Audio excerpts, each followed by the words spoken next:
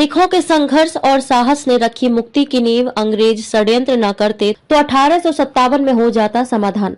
मैं सरयू आपको ले चलती हूँ औरंगजेब के राज में। गुरु नानक देव ने श्री राम जन्मभूमि का दर्शन कर इसकी मुक्ति का आह्वान किया। सिखों के 9वें गुरु तेग बहादुर व उनकी निहंग सेना ने औरंगजेब को हराकर इसे मुक्त भी करा लिया, पर औरंगजेब की सेना ने फिर हमला बोल दिया।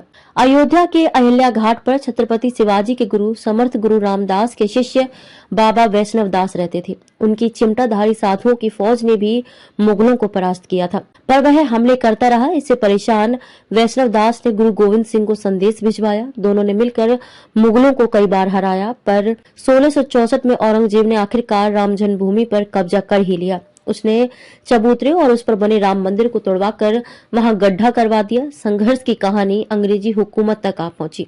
इस बीच नवाबों ने नमाज के साथ पूजा का अधिकार भी दे दिया था, पर अंग्रेजी शासन तो हिंदू और मुसलमानों को लड़ाई रखना चाहता था। उसने 1856 में इस स्थल को चारों तरफ से घेर दिया। इसके बाद भगवान राम की पूजा ढांचे के बाहर शुरू हो गई।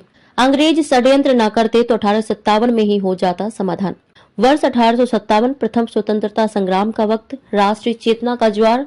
हिंदू मुस्लिम एक साथ। तत्कालीन हिंदू मुस्लिम शासकों ने बहादुर शाह जफर को सम्राट घोषित किया। अंग्रेजों के खिलाफ संघर्ष में अयोध्या और गोंडा के तत्कालीन नरेश, हनुमानगढ़ी की निर्वाणी अन्नी पट्टी के महंत उद्धव दास, क्रांतिकारी महंत रामचरण दास के साथ स्थानीय क्रांतिकारी अमीर अली भी जुट गए। सुल्तानपुर गजेटियर में कर्नल मार्टिन लिखते हैं, अमीर अली के आह्वान पर मुस्लिम समाज विवादित स्थल पर दावा छोड़ने को तैयार हो गया था। बहादुर शाह जफर ने इसे हिंदुओं को सौंपने का आदेश भी कर दिया, पर अंग्रेजों ने षड्यंत्र कर अमीर अली और रामचरण को 18 मार्च 1858 को फांसी पर लटका दिया। इसके बाद मुद्दा उलझता चला गया। सिखों पर केस बने फैसले के आधार। ब्रिटिश शासन ने पूजा ढांचे से बाहर और नमाज अंदर करने का आदेश दिया। इससे लोग आक्रोशित हो उठे। गुस्साए निहंगों और हिंदू राजाओं की फौज ने ढांचे पर कब्जा कर लिया। स्थानीय प्रशासन कुछ लोगों को हटाने में सफल रहा, लेकिन सिख ढांचे के सामने डटे रहे। इस कारण नमाज नहीं हो सकी।